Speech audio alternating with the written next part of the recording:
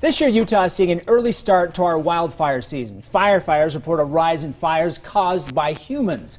According to the Bureau of Land Management, there have been 13 wildfires in northern Utah since mid-February, all of them human-caused.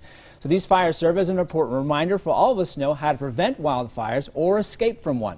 Helping us know what to do, here's Kirsten Stewart with Utah Red Cross and TJ Reeder here from the Assistant Fire Warden for Weber County. Guys, thanks for being with us here today.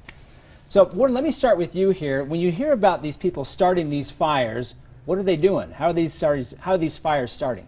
So some of the things lately, especially what we've been seeing lately within the past, probably the last week, is people are getting their burn permits. We're right in the middle of the open burn window.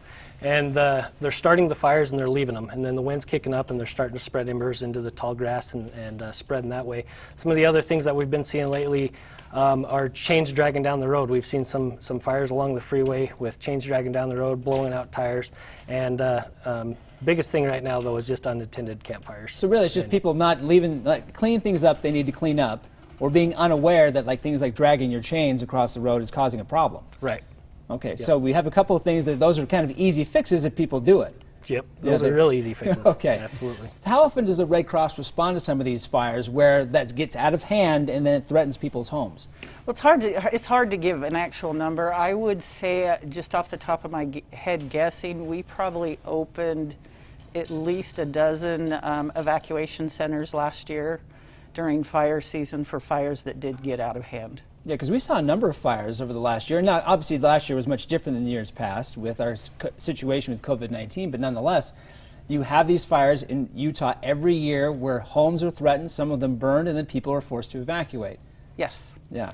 And so we open these evacuation centers so people can stay and get the information needed from the officials as to when they can return to their homes. And then we'll supply them with some snacks and whatnot while they're waiting. Which is why we're glad you're there, because people are so stressed out in those moments, right? I'm sure one of the things people really want to know is how do you prevent a fire? What can you do to help put yourself in a better position? What do you recommend? So, we've heard about defendable space, right? So what does that mean? What does that term mean? Right. So some of the things is, if we used to draw a barrier 5 feet around your house, we don't want any combustible material right up against your house. If you have any leaves or pine needles on your roof or in your rain gutters, you want to get that stuff cleaned up.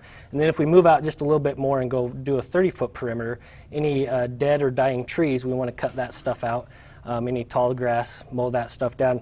Now we want to create some space. We're not asking homeowners to clear cut their property. Not like cut a moat around your house or something like that. We just want to create some space in between the trees and the bushes so we can kind of maybe eliminate that domino effect from one tree catching on fire to the next tree to the next tree all the way up until the house burns down.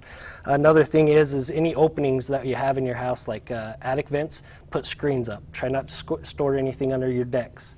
It's just little things like that. We run into the deck stuff a lot where in the event that we do have a fire, if we have time to move that stuff underneath the deck or on top of a deck, that just takes time, and sometimes we don't have that time. Yeah, it's just making the area around your home, especially next to your home, clearing it out as much as possible. Right. And then real quick before we go, if you're forced to evacuate, what's the best way if you're trying to escape that fire? What do you recommend there? Well, first of all, some things you're going to want to take is a change of clothes for everybody. Take your pets. You're going to want to take your important paperwork. And the fire departments now are urging people to put all those documents on a flash drive because it's easier to take the flash drive than all the documents.